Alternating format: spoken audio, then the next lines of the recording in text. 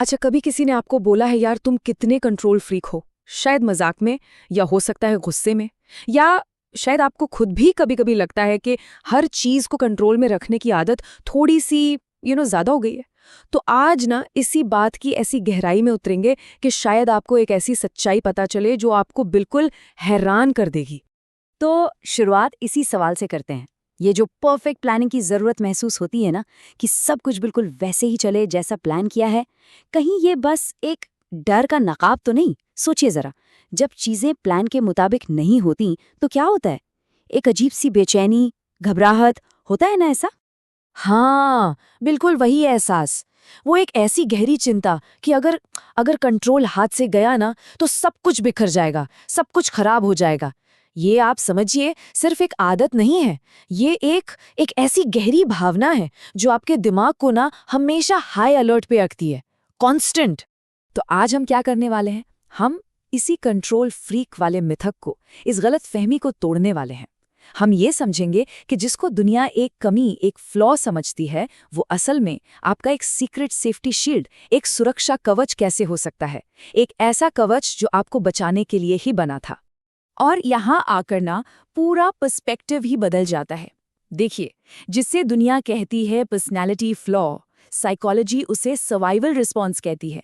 जिसे हम एक बुरा एटीट्यूड या चॉइस समझ लेते हैं, वो असल में एक सीखी हुई आदत है, एक प्रोटेक्टिव मैकेनिज्म जो तब बना जब उसकी जरूरत थी।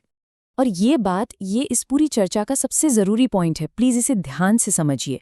ये कोई एटीट्यूड नहीं है, ये एक ट्रॉमा रिस्पॉन्स है, एक ऐसी प्रतिक्रिया जो उस दुनिया को मैनेज करने के लिए बनी थी, जो कभी बहुत ही ज्यादा डेंजरसली अनप्रिडिक्टेबल महसूस होती थी। तो सवाल उठता है कि ये रिस्पॉन्स, ये प्रतिक्रिया आती कहाँ से है? इसकी जो जड़ें हैं ना, वो अक्सर हमारे बचपन के अनुभवों में, उनकी गूंज में छिपी होती हैं। जब हमारा आसपास का माहौल, हमारा घर बहुत अनस्टेबल या केओटिक था। साइकोलॉजी में ना इसको सर्वाइवल मोड कहते हैं। ये एक ऐसी स्टेट है जहां बचपन के स्ट्रेस की वजह से हमारे दिमाग का जो अलार्म सिस्टम होता है ना, वो हमेशा के लिए ऑन पोजीशन पे जैसे अटक जाता है। इसे हाइपर विजिलेंस भी कहते हैं। मतलब दिमाग कभी आराम नहीं करता। आप कभी भी पूरी तरह से रिलैक्स नहीं कर पाते, हमेशा अगले खतरे के लिए तैयार। और पता है, इस सर्वाइवल मोड को ट्रिगर करने वाला एक बहुत ही कॉमन एक्सपीरियंस क्या है? उसे कहते हैं पेरेंटिफिकेशन। ये तब होता है जब एक बच्चे को बहुत ही कम उम्र में बड़ों की जिम्मेदारियां निभानी पड़ती हैं, क्योंकि घर का माहौल ही वैसा था। उन्हें मजबूरन वक्त से पहले बड़ा बनना पड़ गया।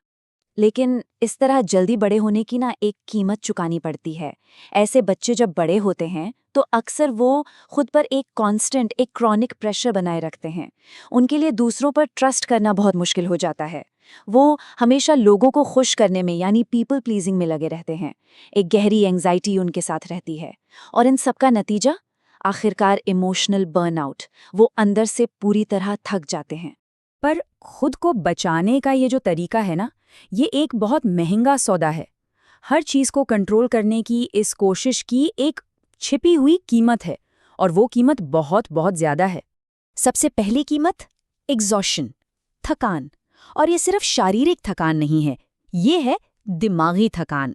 सोच कर देखिए, हर छोटे बड़ी चीज के बारे में सोचना, हर आउटकम को कंट्रोल करने की कोशिश करना, ये तो एक ऐसी 24/7 की नौकरी है जिससे कभी छुट्टी ही नहीं मिलती।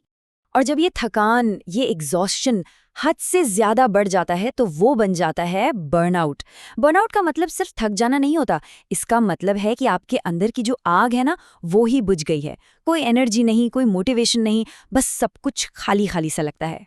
और आयरनी देखिए, विडंबना देखिए, जिस एंग्जाइटी से बचने के लिए कंट्रोल का ये कवच पहना था, वही एंग्जाइटी अब उसी कवच के अंदर अपना घर बना लेती है।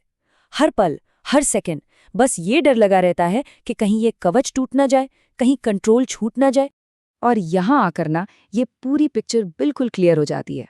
जो सेफ्टी शील्ड, जो कवच कभी आपको बचाने के लिए बना था, वही अब एक भारी बोझ बन जाता है। आप उसे उतारना चाहते हैं, लेकिन उसके बिना सेफ फील ही नहीं होता। लेकिन अच्छी खबर यह है कि इससे आगे का रास्ता है। आप अपने अंदर के उस प्रोटेक्टर को, उस रक्षक को हील कर सकते हैं। उस हिस्से को जो आपको अब तक संभाले हुए था। और इसकी शुरुआत ना 3 बहुत सिंपल से कदमों से होती है। स्टेप 1 अवेयरनेस, मतलब जागरूकता। बस अपने इस पैटर्न को पहचानिए बिना खुद को जज किए। स्टेप 2 क्यूरियोसिटी, मतलब जिज्ञासा। जब भी कंट्रोल करने की बहुत तेज इच्छा हो, खुद से एक सवाल पूछिए, क्या मैं अभी सच में खतरे में हूं या ये सिर्फ मेरा एक पुराना डर बोल रहा है। और स्टेप 3 जो सबसे जरूरी है, कंपैशन यानी करुणा। अपने आप पर थोड़ा नरम बनिए। खुद को याद दिलाइए कि हर वक्त स्ट्रांग बने रहना जरूरी नहीं है। अपनी कमजोरियों को एक्सेप्ट करना भी हीलिंग का एक बहुत बड़ा हिस्सा है। और हमेशा ये बात याद रखिएगा कि कभी-कभी चीज़ों को लेट गो करना, उन्हें जाने देना बिल्कुल ठीक है। असली सुरक्षा, ट्रू सेफ्टी, परफेक्ट कंट्रोल से नहीं मिलती। वो मिलती है इमोशनल आज़ादी से, इस एहसास से कि चाहे जो भी हो, आप उसे संभाल लेंगे। तो अगली बार जब कोई आपको कंट्रोल फ्रीक कहे या आप खुद अपने बारे में ऐसा सोचें, तो बस एक पल के लिए रुकिएगा और इस विचार पर गौर करिएगा कि जिसे आप कंट्रोल कह रहे हैं वो शायद असल में आपकी प्रोटेक्शन है, आपकी सुरक्षा। और बस इस बात को समझ जाना ही हीलिंग की तरफ पहला कदम है।